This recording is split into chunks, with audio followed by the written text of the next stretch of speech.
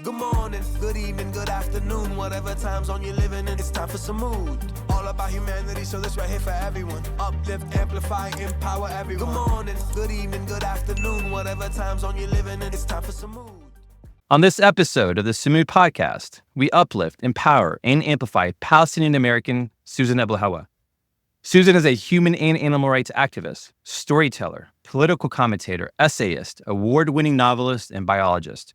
Her debut novel, Mornings in Jenin, received international acclaim, establishing her as a compelling literary voice that authentically captures the Palestinian experience. The reach of her books and the volume of her readership have made her one of the most widely read Arab authors in the world. She is also the executive director of Palestine Rights and the founder of Playgrounds for Palestine. Don't forget to subscribe to this podcast wherever you watch or listen, and follow us on social media, either at Sumud Pod or at Sumud Podcast. And we are back on TikTok. Even though they kicked us out, we created a new account. So let's see how that goes. Susan, welcome. Thank you. You got kicked out of TikTok? Yeah, for saying Free Palestine. They didn't like that very much. Wow. Isn't that supposed to be the good form? Yeah, that's supposed to be the good one. I'm going to start this one a little bit different. I want to ask you just a general question, because as we were doing research, you have so much depth to you. There are just so many layers, and you're so versatile in so many different ways. I got to watch you at ADC's conference, ArabCon, and you're just on a different level. When you speak, we feel it in our heart. I just want to know, do you realize how important you are to our community? No.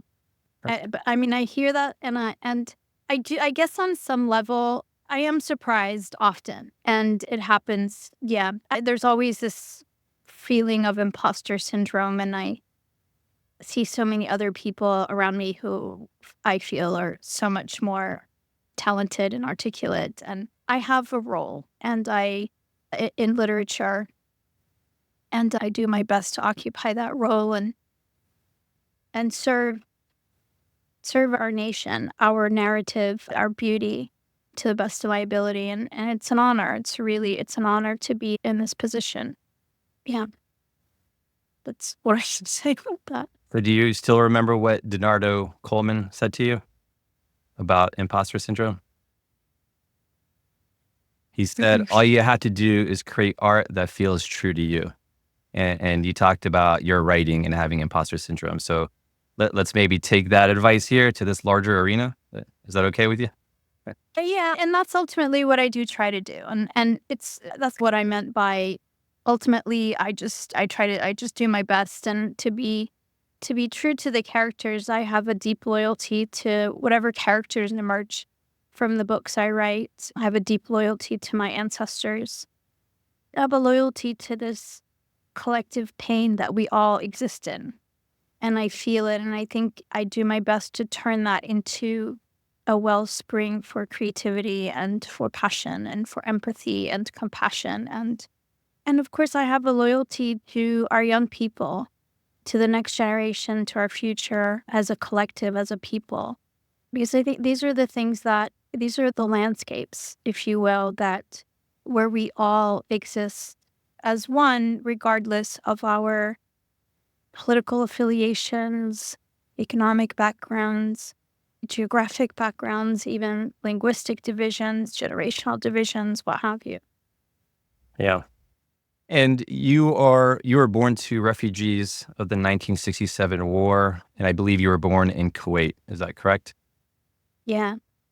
My parents left Tur in 67. My mom was actually in Germany at the time. She got a scholarship to study to be a dental hygienist, and she had attended the Dar, which I ended up actually in at some point, but she was there before me, and she got a scholarship, and she was out of the country, and so she was barred from returning, and my father, along with most other members of our family, were expelled at gunpoint.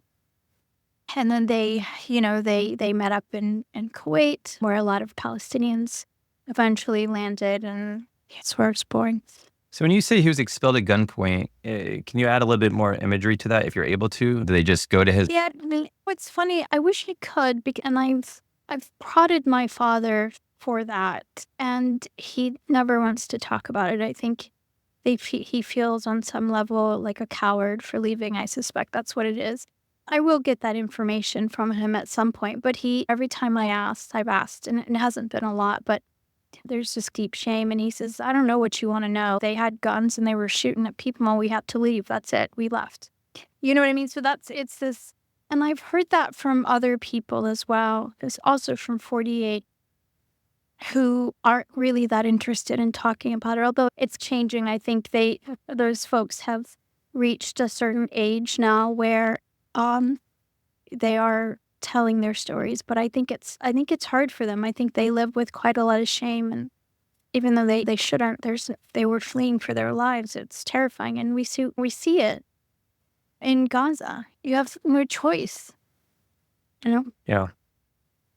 Yeah, I was interviewing Mahan Nassar. I don't know if you're aware of who she is, but Yeah, I do. yeah, Professor. and she was basically said the same thing. Her father wouldn't give her details. He only focused on the positive. So that obviously is a trauma response, I think, for many of us. Yeah. Yeah. So you grew up in Kuwait, Jordan, and Jerusalem, and then you eventually went to the U.S. for a little bit first. Is that right?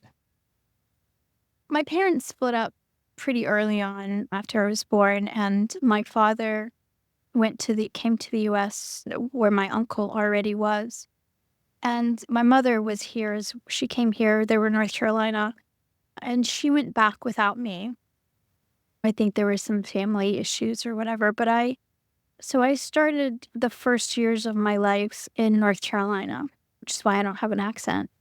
But the first 4 or 5 years of my life were in North Carolina, and then my mother came back to the U.S. and took me back with her to Kuwait. So I met my mother for the first time when I was like 5 or 6 years old and went back to Kuwait. So the first language I learned to speak was English, but the first language I learned to read and write was Arabic. And I lived in Kuwait until I was around 9 years old. And again, there was a lot of family issues. My mother got remarried, and I basically hated my stepfather. He wasn't a good person. And my grandmother took me to Jerusalem, and I ended up in the same orphanage that my mother had been in. And my aunt's, it's called Dar al-Tifl, which is an extraordinary institution that was started by Satind al-Husseini. If you don't know about it, it's worthwhile to do a segment on it, I'd say, because a lot of women came out of that school. Rula Jibril, for example, was there. She was there when I was there. She was one of the younger kids, though. So we didn't know each other that well. She was in a different building. But I lived there for the next 3 years. And then I came back to the U.S.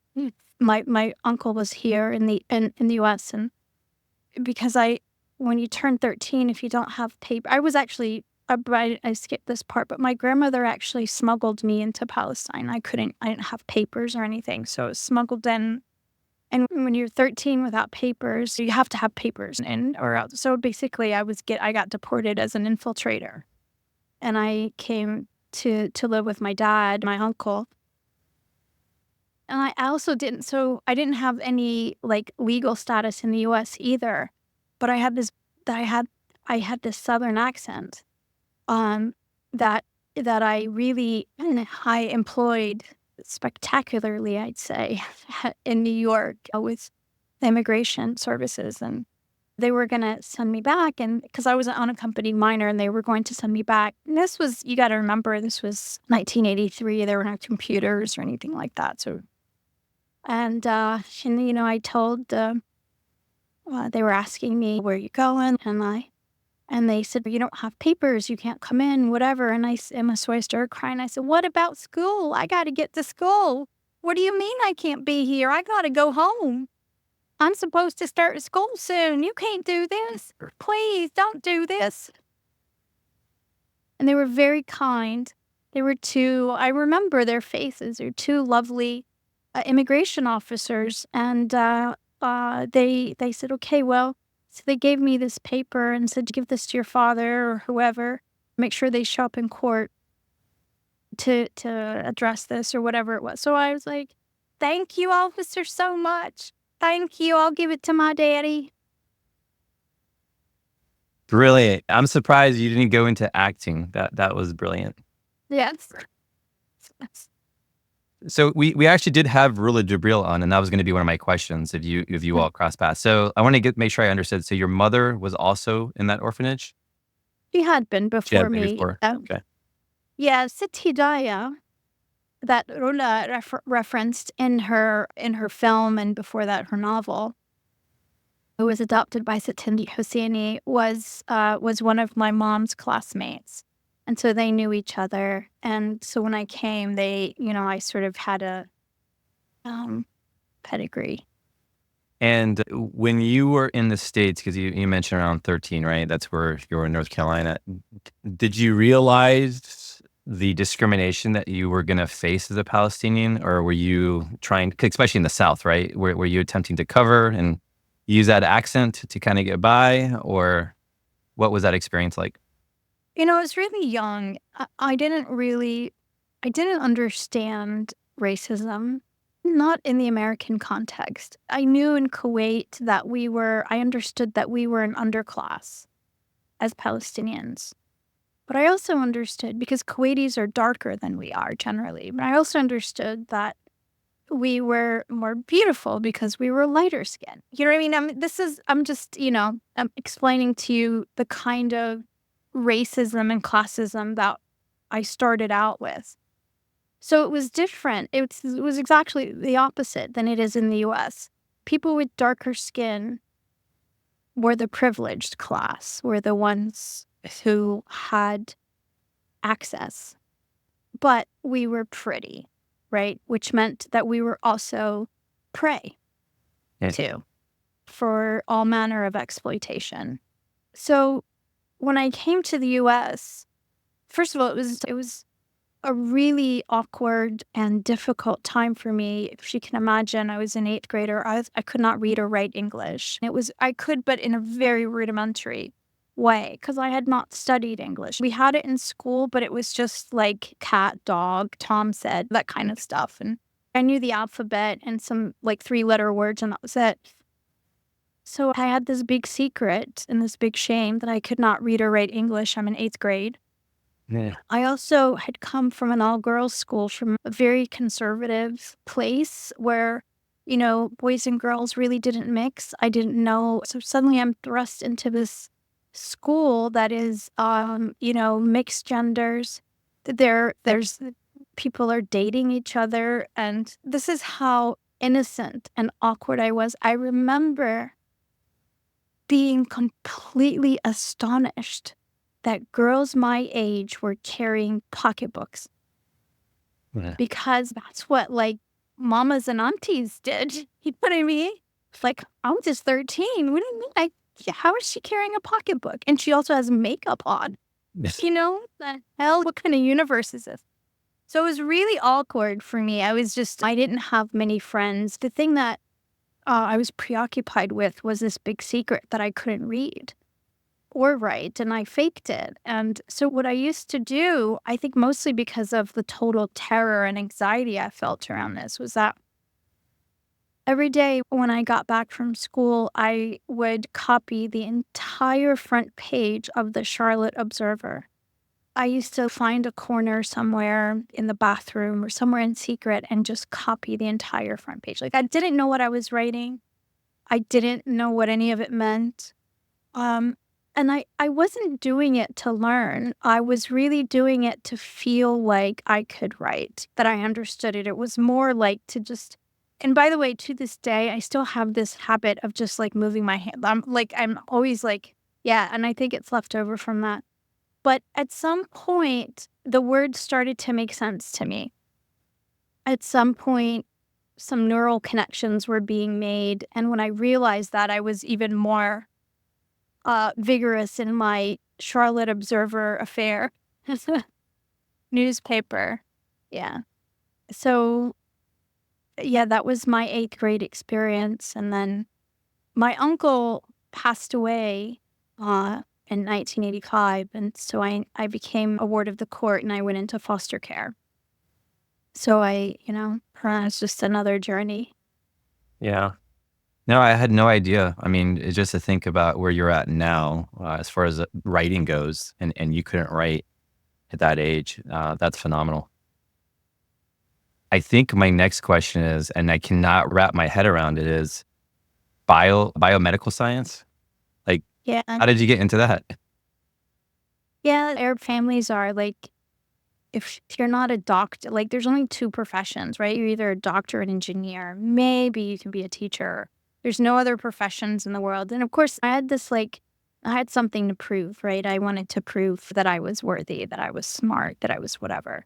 And here I am, this kid that I'm in foster care. I don't have any family. And so I wanted to prove that I was worth something. And then, so I'm like, oh, yeah, I'm going to go to medical school because I can do that.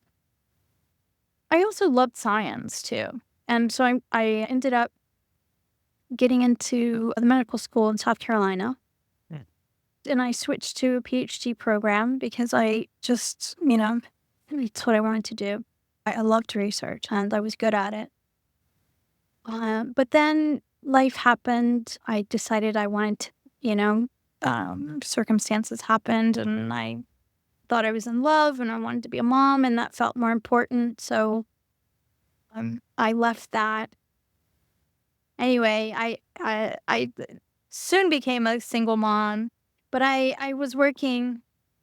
I went to work as a scientist, so I had my degree, and I worked in biomedical science research for a drug company for many years until the second Intifada, when I started writing. And that was really the beginning of my writing career. I actually never knew I loved writing. I never knew that I was good at it. I didn't until I started writing essays and things surrounding the second Intifada because I was just incensed. I knew everything that was being portrayed to the American people was a lie. And started with letters to the editor. And then sometimes I would write essays and people would ask me to write more. And, it was a surprise to me. And I remember one time, of course I remember this, I wrote about it. Hanan Ashrawi read an essay that I wrote. And, of course I loved and admired her. And she said, hey, I just read this piece. She said, it's very moving. It's very Palestinian, very human. Have you ever thought about writing? It sounds like you could write a first-class narrative. And it was amazing to hear that. That was like the first time anybody had said something like that to me, that I was good at this. So I did, I packed that away and I applied. Oh, and eventually, my law company had taken notice of the things I was writing. I knew a lot of them were Zionists, but I still had this sort of naivete that, oh, this is America, with free speech and whatnot. And of course, even if we disagree, they're going to, this is not how people behave in America, whatever. But of course, that's not reality. And I was very swiftly gotten rid of from that company. And that was the beginning of Mornings in Jenin. After a full day of crying my eyes out, and as a single mom, I had no savings. I had no family. I didn't no income. And I had this little baby, this little girl that was completely dependent on me. It was terrifying. But anyway, I made it work, went into massive debt, and I started writing, and it took about 10 years for it to finally get published, but Yeah, you were in your 30s when you started really writing. Is that right? that's correct. Yeah. And I think you wrote somewhere, or you stated it was December 22nd, a few days before Christmas, and I was terrified. I cried that whole day. And the next day I just got up and started writing about what I had seen in Jenin. So you had gone to Jenin previously. I just kept writing. I didn't know what else to do. I didn't know I was writing a book until I was knee deep into it. And then you realized it was a novel. You mortgaged your house. Talk about rolling the dice and kind of gambling on yourself. That's phenomenal. The experience in Jenin, I just want to go back to that. First, I do want to call something out. Your uncle was the first to graduate from college, right? Your dad barely finished middle school, if I understood correctly, correct? Yes, it was my uncle on my mother's side, not my dad. Nobody on my dad's side did that went to college. Okay, gotcha. And here you are, you're sitting at your desk, you're writing. Can you talk about that experience, your first visit in Jenin? I mean, I've written a lot about it, and we could spend a whole episode just talking about that. And really, what I describe in the book is a bit of what I saw. I'll relay two things, three things. One was that there were no international aid workers there. The only internationals I saw, there was one team, there was a small Norwegian team who I think they specialized in hunting for people underground because Israel had bulldozed homes and with people inside. And so there were some people and they packed the earth. So there was a possibility that a lot of people were still underground and they were trying to use whatever equipment they had. So there was that team. And the other internationals I saw were people who were just coming through and walking through. And there was nobody helping Palestinians except Palestinian volunteers with the Red Crescent. And I helped them as well. We pulled bodies. They were all decomposed. First time I'd ever smelled death in that way. And I think that was the thing that stayed with me most of all. There was another scene where Israel had encircled the camp and they were denying the entry of water and food and whatnot. And so people were hungry and they were thirsty. And a lot of people had lost everything, I remember this one young man who was quite dapper and he just would not sit at all. And I was like, why sit down? You know what I mean? He was like, and he just sort of whispered in my ear, he's like, I don't have any other clothes and I don't want them to get dirty. So that's, you know what I mean? He wouldn't sit. So, and I tell you this because just to give a glimpse of the dignity of people. And so anyway, so this USAID truck is rolling along the road into Jenin carrying a delivery of water. And all the men just went right to the road and they linked arms and they were like, you're not coming into the camp. You don't get to bomb us and then give us water. Get the fuck out of here. And I thought, that was such a powerful moment to witness because they were thirsty. They needed that water. And it was just another really powerful moment of dignity. So and the third thing, in a similar vein, was this old elderly couple who were sitting on the rubble of their home and they were drinking tea. There was just rubble all around them and they just plopped two plastic chairs and cleared a little space and they were drinking tea. And it was such a powerful image and I wanted to take a photo of it. So of course I wanted to get their permission and I asked them if I could photograph them. And they were like, hey, Dada be it. They were they were surprised. They're like, we thought you were a foreigner, you're Arab. And I said, yeah. And they were like, please forget about the picture. Come sit with us, have tea. So he motioned to his granddaughter to go get another glass. And I sat with them and drank tea. And I never got the picture. But it was, I'll never forget that moment for the rest of my life. It was another thing that I just feel like those moments, and there were a lot of other things in Jenin, just crawled into me and altered my DNA in a way and changed me. And when I got back to the US, I realized just those, what I saw before me juxtaposed to what was living inside of me from Jenin just could not be reconciled. And I felt altered. I felt like my path had changed. But of course, I had to make a living. I had this job. I didn't know what to do. So when the company got rid of me, really, they made the decision for me. It was the best thing that could have happened to me, really. Yeah, and this is what I always say to young people, my daughter in particular too, is that when something seems catastrophic, look for the window or something. Look for something, there's something else. Because it felt completely catastrophic. I didn't know what to do.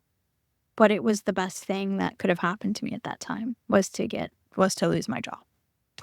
But how did you don't forget those images? You don't forget that smell. Like, there's no going back to normal after that.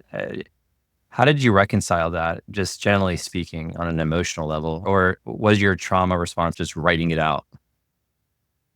I don't there's some things you really like, so I don't really believe in getting over things. I don't subscribe to that way of seeing life as just heal from something or get over something or whatever. I think I just accept whatever comes into my life and I make it a part of who I am, whether it's trauma. I also accept that I'm broken. I accept that it's okay to be broken. And I think that's how I live. That's how I cope with things. And people asked me, why did I go to Gaza? What would make you go to Gaza? And in my mind, it's like, why wouldn't I if I had an opportunity? Why would I not go?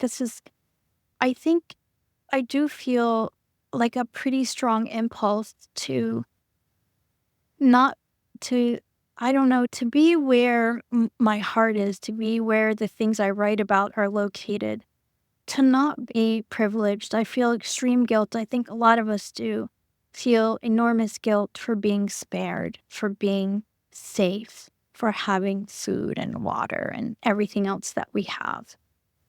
So maybe there's some element of self-flagellation too. But also I forged new friendships and these I feel like there's I feel like we live in a world that isn't real.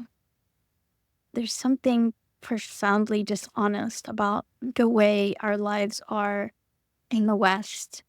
This sort of individualism, the capitalism, the junk we accumulate, um, the dumb things that um, occupy our time. And there's a freedom in shedding all of that, even when there's physical danger, if that makes any sense. It does. Yeah. It does. And also, it was a chance to feel useful, to do something. I think we all have this profound sense of impotence. And if I could offer something material, whatever it was, then I was going to do that. Yeah. Yeah. I wanted to ask, so you, for the audience, you went to Gaza recently, meaning in the last 6 months, was it? Is that correct? Yeah, I went twice. Twice. Okay.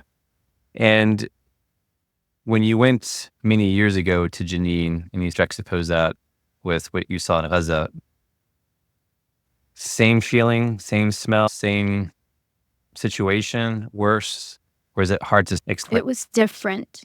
It was way different. It was way worse, way worse. So in Jenin, the carnage was localized. You could step away and go into even within Jenin, you could go to another neighborhood and outside of the camp, you could go to the city of Jenin, and even though there was a lot of destruction there, you could step out of the carnage. In Gaza, there's no place to run. There's no place. The smells are so.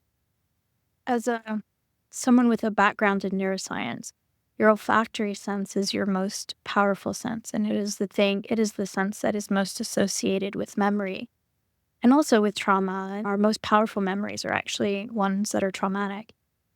And so it is the smells that stay.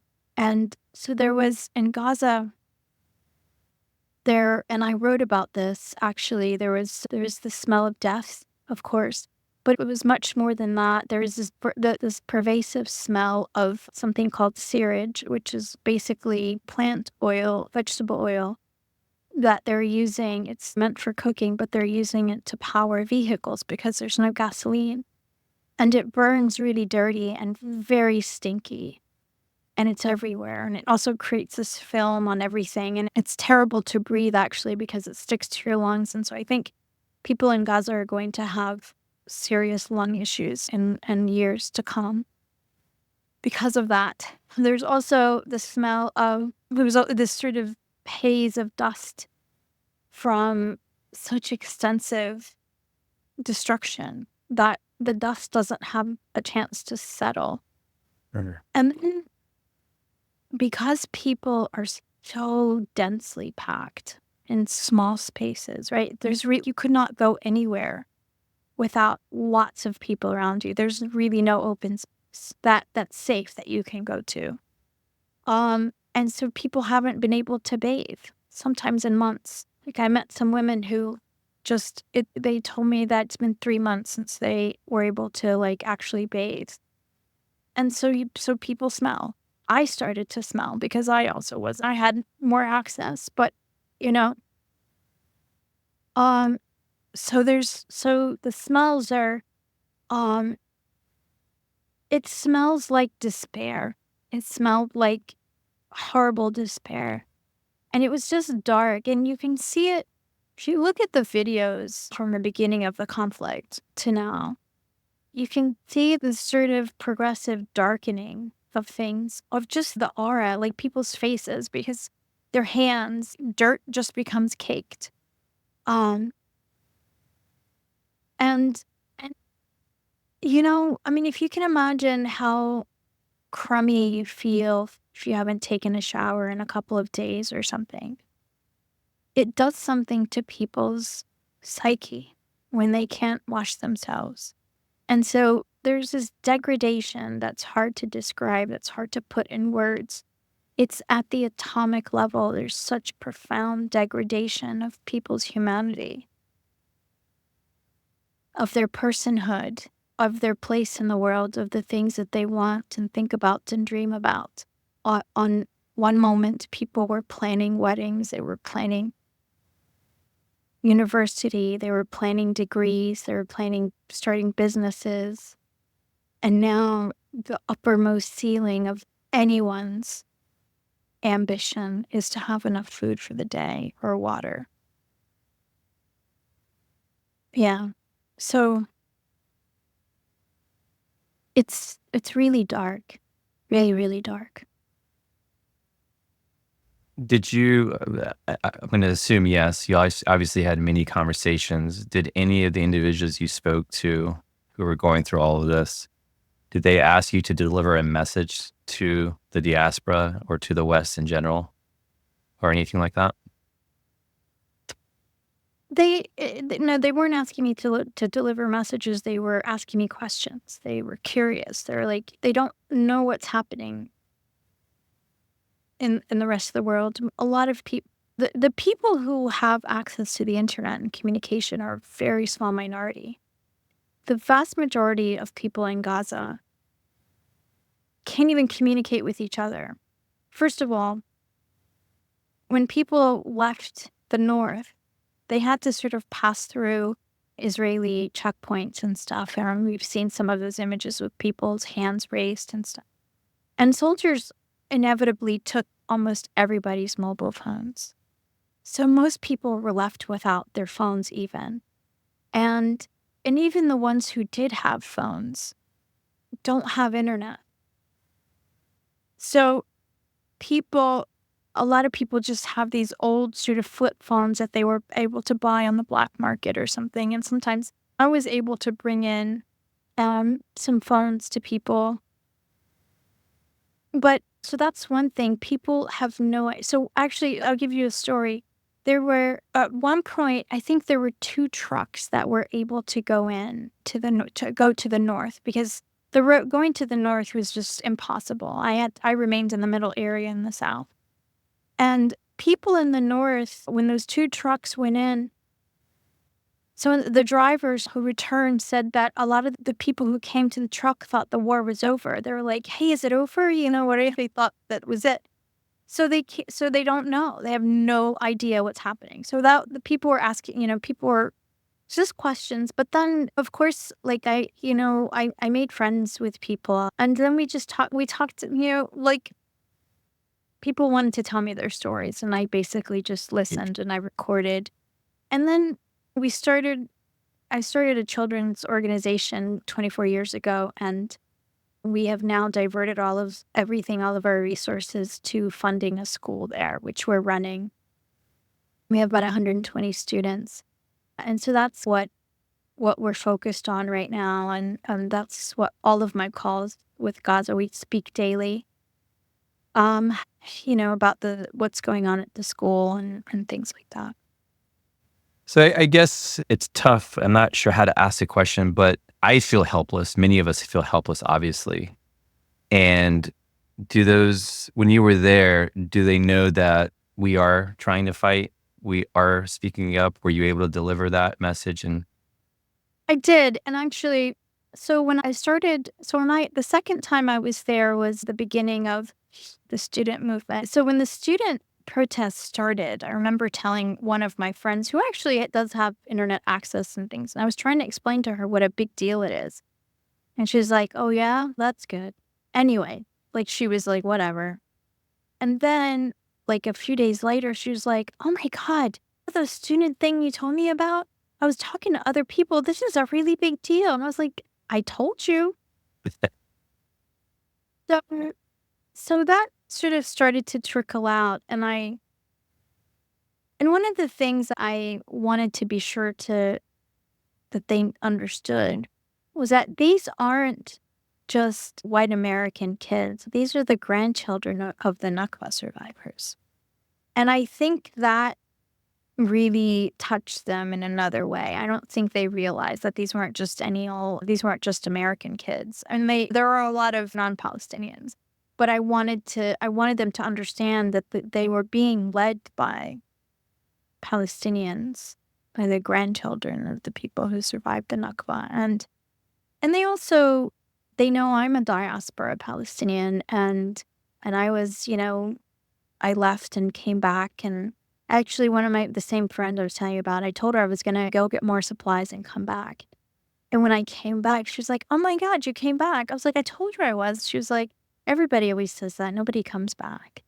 And I was like, wow, yeah. And then my plan was to do the same thing again. I was supposed to go back in July. And then, of course, they took over the Ma'bad. And I regret leaving, honestly. I regret it deeply. And it's home. We belong there, right? yeah. Or- Yeah. What was your feeling when you left, when you knew you had to come back to the U.S. and your last hour there?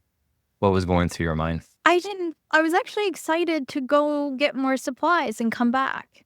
That's what I thought I was going to do. So I wasn't feeling, oh, I'm leaving and not coming back. And so my last, days there, I was kind of like taking orders, like what people, what I needed to make sure I got for individuals and stuff. For example, on my second trip, there's this family, and I'm still really worried about them. There's this family that has children with PKU. That's a disorder where the body cannot metabolize an amino acid called phenylalanine. And what happened in phenylalanine is present in really everything. So you have to have all the bread you have, everything has to be really low in amino acids. So normal bread, normal wheat, normal foods are just, you can't eat them because if you do, phenylalanine accumulates in the body and it causes all manner of neurological disorders, seizure disorders, cognitive deficits, and things like that, and especially in children in particular.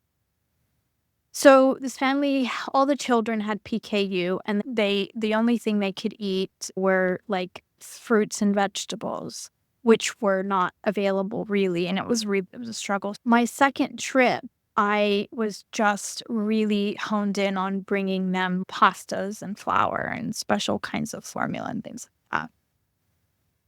And I did, and I knew they were going to run out. So one of the things I was really excited to do was to leave, get more PKU food, because I knew there were a lot more PKU children in Gaza. So that was one thing. I wanted to bring more funds. I wanted to bring more shoes. Like when I had 4 big bags of shabashib, because shoes is a really big, have shoes, menstrual pads. And I'd brought in a lot of reusable diapers as well. just there's a need for everything, really anything you can imagine. There was a need for it. But so I was basically just, I was just excited to, in medicine, I brought in like suitcases full of medicines, antibiotics, painkillers, antifungal creams, and lidocaine, uh, other kinds of anesthetics and whatever. I brought in everything I could possibly bring. Um, and I just wanted to do that again, and I was excited about it because, again, it just felt like something I could do. So, yeah, I didn't know that was going to be my last hours. So I know the answer just from a Palestinian to Palestinian, but a lot of people would look at you and say, weren't you scared to go? Why did you go? You're risking your life. Anything can happen. How do you respond to that? First of all, I don't think anybody's better than anybody. I'm not any better than anybody else there who's forced to risk their lives. I am 54 years old. My daughter is grown. She's married. I've lived a life. So I'm okay with whatever happens. And I feel like if that's how I'm gonna go, like what better way to go than serving, people you love and the country you love. Yeah. Yeah, I mean there are young people with their whole lives ahead of them who are risking their last breath for our freedom. Like, who am I to worry about my life? You know what I mean? Yeah. Oh, that's right. I totally agree with you. 100%. Mornings in Jenin obviously was centered, basically the story was around a baby boy being stolen. And I remember after October 7th, there was a similar situation where I think it was a baby girl that was stolen or kidnapped. I don't know if you remember that. A girl. There was Yeah, so there, that's it. there was the Yeah. baby girl, yeah, and there was also the 8-year-old Doha. And there's about over 10,000 children who are missing. So missing, meaning we know that. Not necessarily. Actually, sorry, there's about 21,000. And they're not necessarily under the rubble. A lot of them are presumed trafficked. Oh. Why doesn't that get talked about more? Just out of curiosity. Why doesn't it? Yeah. Yeah. 20,000+. Yeah, I mean, I think a lot of them are under the rubble, but we know that some of them have been taken. We know from evidence, the baby that you mentioned, and then Doha, there's photographic evidence. There was also a family, I don't know if you remember, and I can't remember the guy's name now. Family was separated and they took the wife and children, and the man was released into Gaza.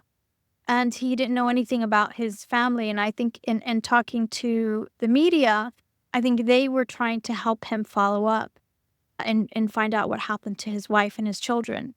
And eventually they were released. And upon release, we found out that they were actually taken to a hospital and had their blood drawn. Yeah. For some reason. And I would guess maybe it was for organ to see if they were a match for somebody or something. It's like, why else are you drawing their blood? Anyway, they were released back because there was a big media hoopla around it. We know that a lot of the bodies that have been returned are missing organs. There's organ trafficking probably going on. We know that happened before. That's been proven. There's a lot of horrors happening. I'm not sure that we'll ever be able to unpack it all. But what Israel is doing to our people is, I want to say what the Nazis did, but honestly, I don't even think they were this bad. Yeah, I agree. I mean, we're watching it live, right? On our devices every single day. And what is really extraordinary, I think, is the level of joy they seem to experience from our misery. The sadism that seems to pervade almost all layers of their society. We saw that podcast with I think called The Two Jewish Boys, where they were talking about how their date when the guy goes out with his girlfriend, he feels like everything is better knowing that Palestinians are suffering in tents without water or food, and it's raining on them. You know what I mean? There's this like, where does that come from? What makes a person become that? And I want to contrast that. We also know that they're running these torture camps, this mass rape camps. And we know that the hostages, the Palestinian hostages who were released, came back and described unspeakable horrors that were done to them. And despite that, the prisoners, the Israeli hostages in the custody of our resistance they come out and talk about how well they were treated. Even though the resistance sees what's being done to them, what's being done to our people in their custody, they still haven't lost their humanity, and they still operate by the principles of Islam. And if it wasn't for the West's deep racism, I think the epic heroism of these warriors would be abundantly apparent. Yeah. I was telling my wife the other day as we were researching for today's interview, I feel like I'm reading your book every day, or I'm watching the movie of your book every single day. Additional chapters that are worse and worse, I think. And it's hard to sort of process all of that. I would be remiss if I didn't ask you, have you ever thought about transitioning the novel into a movie? I would love for that to happen. We have, we sold the option rights a couple of times to different people, and then the rights would revert. And, I'm not a business person. I leave stuff to my agent, that stuff to my agent if it happens. I don't really concern myself with it. I don't even know. Yeah, I don't know. I'm just not a business person. I barely make ends meet, honestly. I love what I do. I love being able to write. I love being useful. I love being of service, and I love this life that I was given because I can be of service, and I found a way to be of service. And if the movie happens, it would be wonderful. I would love for it to happen, but I don't know how to go about that, and I'm not concerned with it either. I want to learn a little bit really quick about the Playgrounds for Palestine. As if I understood, you borrowed $500 to start it up, or the website. Is that right? Yeah. And what I thought was so beautiful, Susan, was that you had your daughter alongside with you while you were building this. Can you share that story? Yeah. So, Playgrounds for Palestine started, or the idea for it came when I guess in 2000 or maybe 1999. I went back to Palestine, and it was the first time I'd been back actually since I left the orphanage in 1985. So it was, and the landscape had changed so profoundly from my youth. A lot of the hilltops that were basically forests or sparsely inhabited were suddenly just decapitated and gone, and there's all these settlements on it. And when I walked around through Palestinian centers, there's always you would see this sort of empty space that was just full of trash and debris and whatnot. And every time I would just imagine, like, oh, if a playground was here.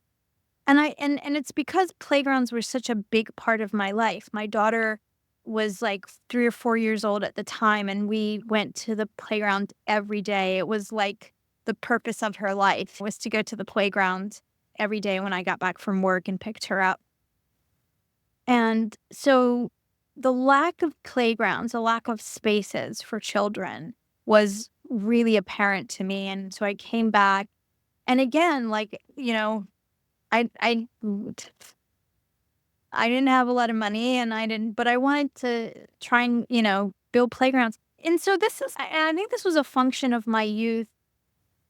I didn't know what I couldn't do. Do you know what I mean? I didn't, the word in Arabic is like metoda, you know what I mean? Like what does that mean in English? The I English have word. no idea how to translate that as well. Yeah, like I was like, okay, I want to do this. I don't think I stopped to think that, oh wait, this is a really big undertaking and maybe you can't do it because you're a single mom and you're broke and you barely have time. So I was like, oh, I'm going to do this. So we're going to figure it out. And I talked to a friend. I'm like, I had to fill out, I went online, I was doing the IRS thing and I got the forms and they wanted $500 and I didn't have it. So I borrowed it from my friend to file the IRS stuff. And I made the website myself. The first website, I taught myself how to figure this out. And I made a website and I got in touch with a playground manufacturer and then we figured it out how to get a free playground there. And so it's just build it and they will come. And once we got the first playground, I think it gave us some legitimacy. And then many years later, some people in the community here in Philadelphia, I think I was telling them about this idea that I had. So many years later, they told me, like, we all thought you were crazy. You're like a weirdo, crazy lady. So, yeah, that's the story of Playgrounds for Palestine. And then as we started to build more, my daughter would help pick them out. And I took her with me on the builds. I went for every build and supervised it. And yeah. What motivated you to have your daughter involved? What was your sort of, again, to me, that is just powerful, but what was your thought process? She's my heart. She was the inspiration for the playgrounds to begin with. And as a child too, I consulted with her on what seemed interesting to her as a child, like what she would want to, if this was her playground, what would she want, this element or this element? And so it was something we could do together. I also wanted her to develop a connection with Palestine as well, because, we're in this country and it's hard to instill Palestine in your children, especially without family around. And so that was part of my effort to do that. Yeah, you did a great job, obviously. And then I wanted to ask you about Palestine rights. I have to admit, for years, I've heard about Palestine rights. I just never knew you were connected to it. So when we were doing research, I was like, no way. How did I not know that? So can you talk about that and the purpose and objective of that? I'm happy you were hearing about it. It's awesome. Yeah. My books took me all around the world to literature festivals everywhere. And so the world of literature festivals became familiar to me and I understood its power too. And I realized that how tokenized we were, what curiosities we became at these festivals and things like that. And I wanted to have a place where Palestinian intellectuals and cultural workers across linguistic divides, across geographic divides, across other divides could meet each other. Because I realized we don't even know each other. Like, I met some of the biggest Palestinian writers at foreign festivals. Like the first time I met Ibrahim Nasrallah was in Norway. Like, we were invited to a literature festival in Norway.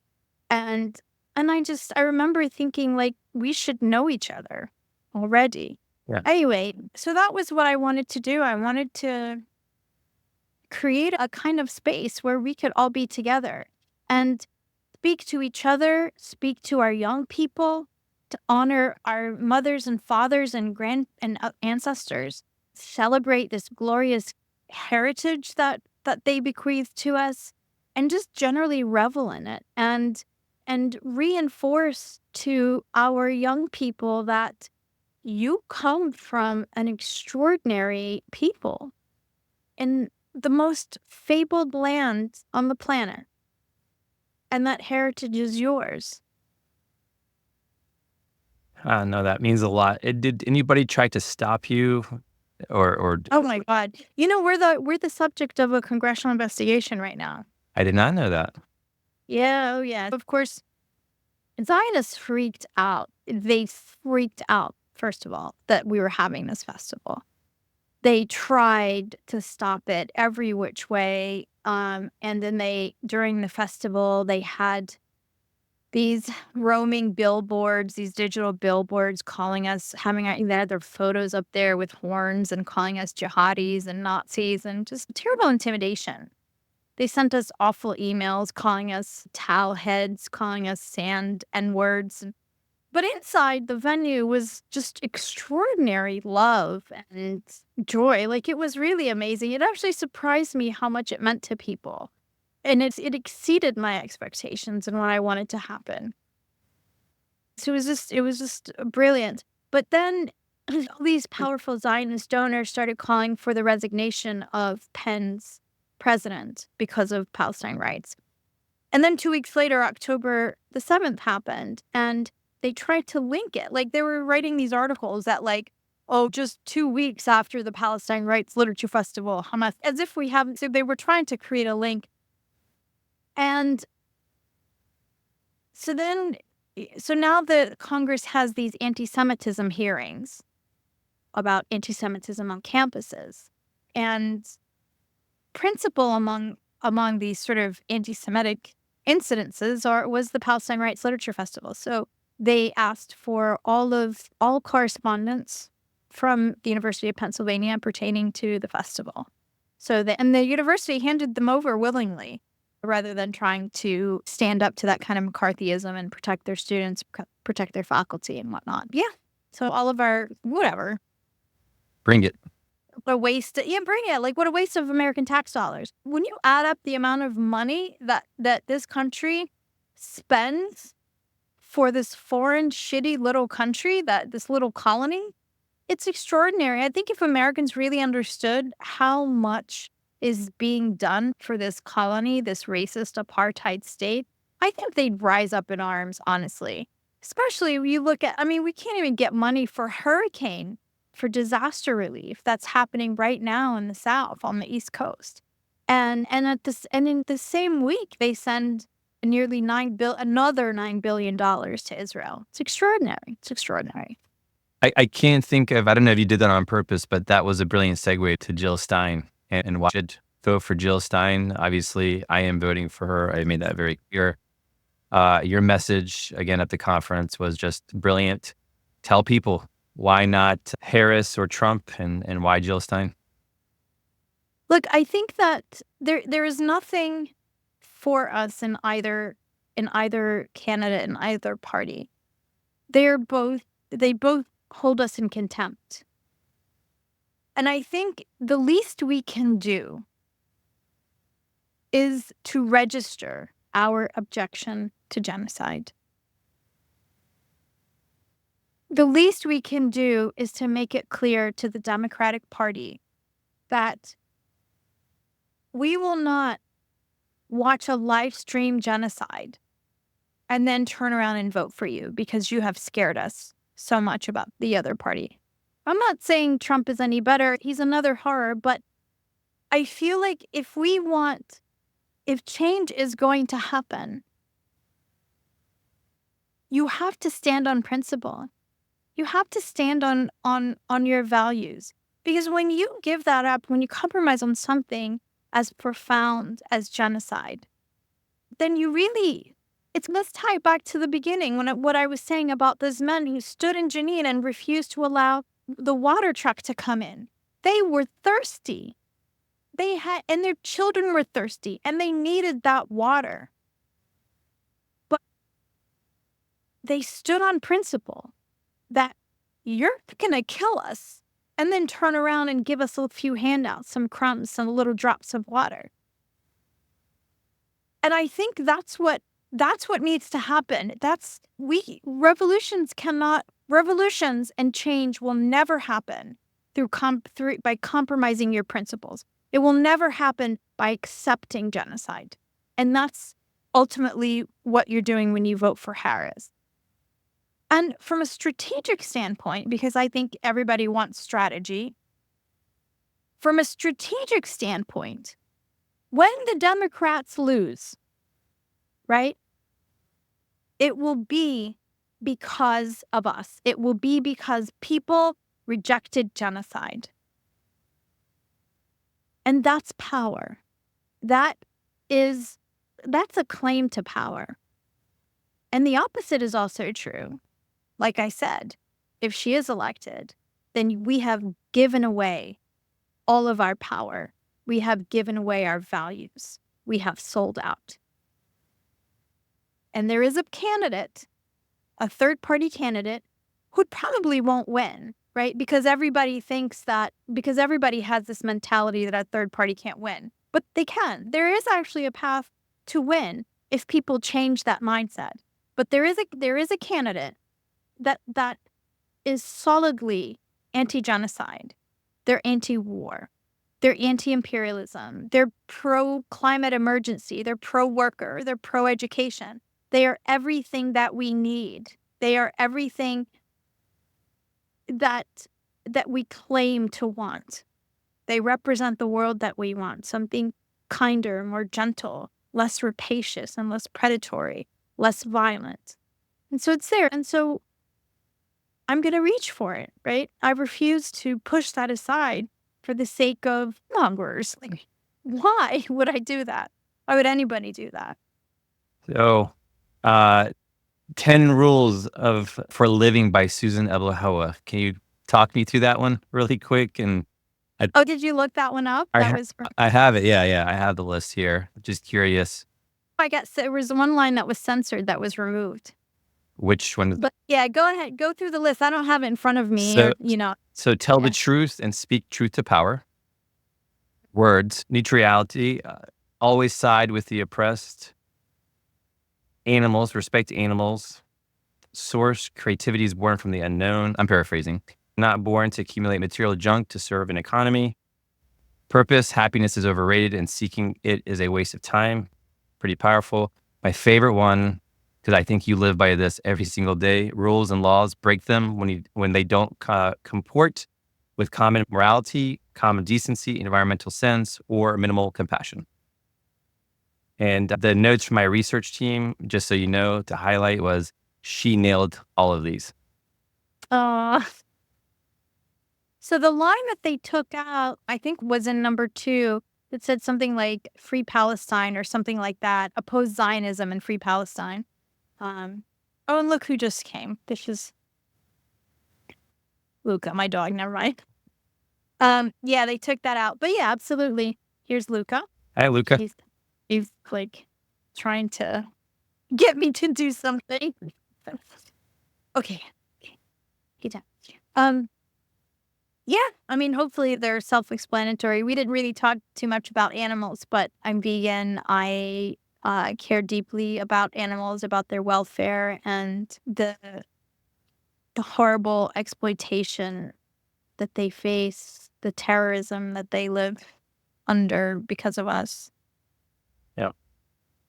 So my last question is, what's your message to the Palestinians and the diaspora? What should we be doing, especially the young ones who are still learning? What should we be doing, and how should we be viewing things? Oh gosh, I don't think there's really one answer to that, and there shouldn't be one answer to that. We're all different. We all have different skill sets. We all exist in different milieus and different contexts. So I suppose the simple thing would be to continue to act in whatever capacity you're able to. And also read about who you are and what an extraordinary heritage you come from, what an incredible ancestry you have, and how precious it is that we fight for that, however we can. With that, thank you so much for your time. When we stop recording, if you're okay with it, I have twin daughters that are 8 years old, and I would love for them to meet with you, if that's okay. Sure, yeah. All right. Now introduce them to Luca. Absolutely. Thank you so much, Susan. You really don't know how much you mean to the Palestinian community, so thank you so much. Thank you for saying that. I appreciate hearing that. Good morning, good evening, good afternoon, whatever time zone you're living in, it's time for Sumud. All about humanity, so this right here for everyone. Uplift, amplify, empower everyone. Good morning, good evening, good afternoon, whatever time zone you're living in, it's time for Sumud.